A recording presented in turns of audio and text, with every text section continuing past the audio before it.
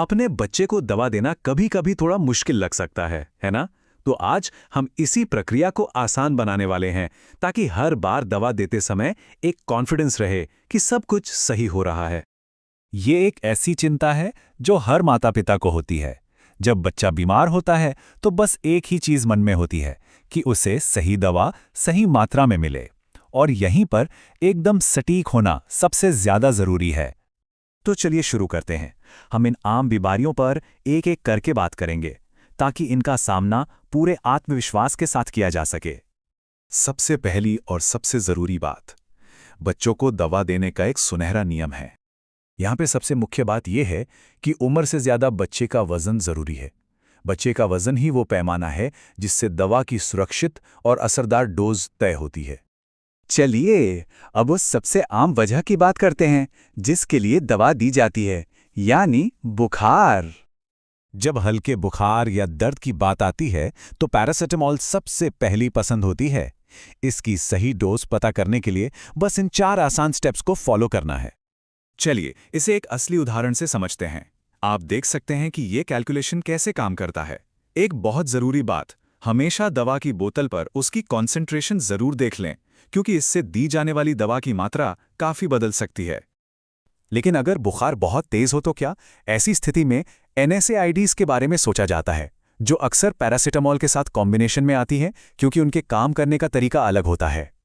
ये एक बहुत ही ज़रूरी सेफ्टी टिप है। जब आप कोई कॉम्बिनेशन वाली दवा इस्तेमाल कर रहे हों तो डोज की गणना हमेशा NSAID वाले हिस्से के हिसाब से करें, पैरासिटामोल के हिसाब से नहीं। अब बात करते हैं सर्दी और एलर्जी की। यहाँ डोज देने के नियम थोड़े अलग हो जाते हैं।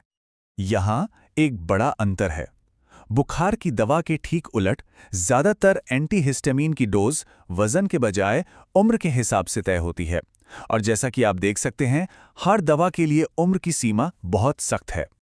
हर खांसी एक जैसी नहीं होती, और सही इलाज इस बात पर निर्भर करता है कि खांसी किस तरह की है। अगर सूखी और परेशान करने वाली खांसी है तो उसे दबाने की कोशिश की जाती है, और अगर बलगम वाली खांसी है तो कोशिश होती है कि बलगम को बाहर निकालने में मदद की जाए। दोनों की दवाएं बिल्कुल अलग होती हैं।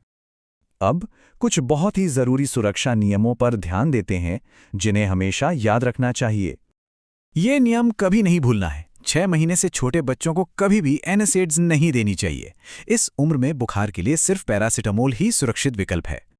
NSAIDs खाली पेट देने से पेट में जलन हो सकती है, इसलिए बच्चे को आराम देने के लिए ये छोटा सा कदम उठाना बहुत जरूरी है।